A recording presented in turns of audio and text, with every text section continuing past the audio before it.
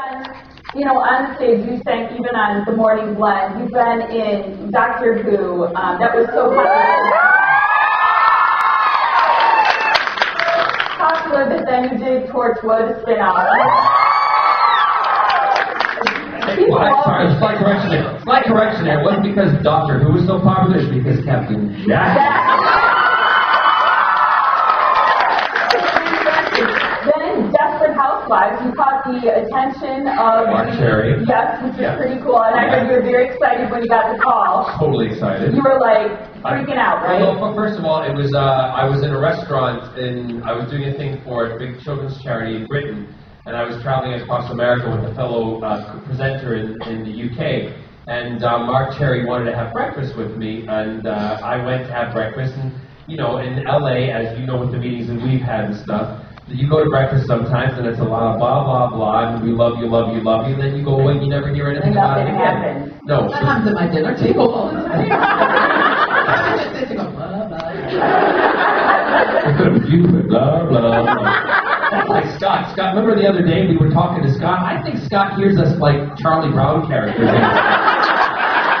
Because we talk to him for like hours and then he goes, huh? And I'm like, what did we sound like? He goes, ooh. Well, did he ever get a word in edgewise? No.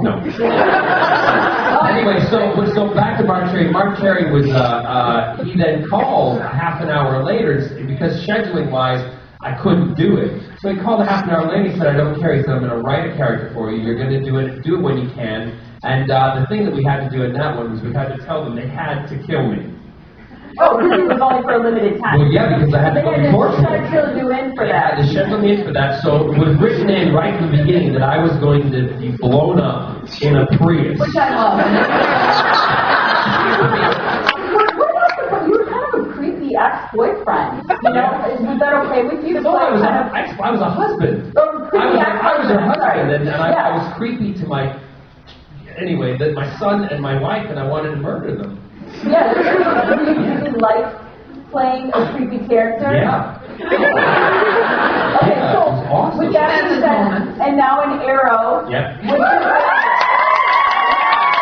I don't answer any favorite kind of questions because what's really great is again with Arrow, they came to me and we were all with Scott and I were in Palm Springs and I got a phone call from the producers and the writer and the creator of Arrow and they said, we love you in Doctor Who and Torchwood, we really want you on Arrow.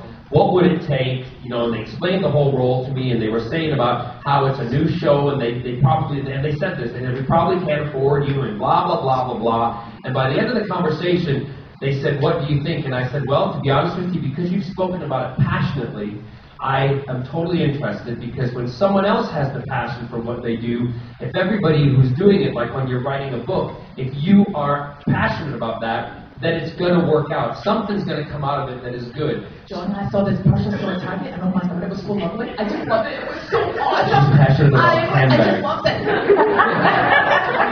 So that was how that all came about. And so I said, yeah, I'll do it. And it's nice to be asked to do those things. And what I love about this show at the moment is it's starting very small, the role, and as each week goes on, it's just going to get more and more. And I can't say much more about it, but I know who I am, I know who I become, and I know what happens, and I know how important I am.